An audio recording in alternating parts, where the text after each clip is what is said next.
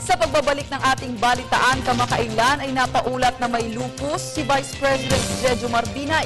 Isang sakit na di umano ay responsable din sa pagkamatay ni dating Pangulong Ferdinand Marcos. Ngunit mariin niya itong itinanggi at sinabi pa na handa siyang sumailalim sa mga pagsusuri upang mapatunayan na wala siya nito. Para sa karagdagang detalye, balitaan mo kami, Sam Ramirez.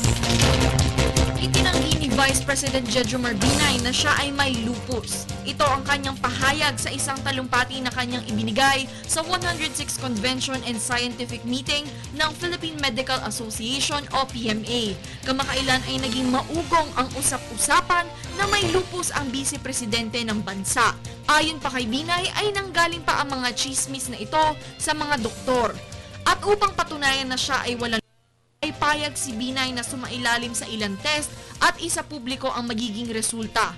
Inanunsyo naman ng PMA na bumuo na sila ng isang team of experts upang suriin ang vice-presidente.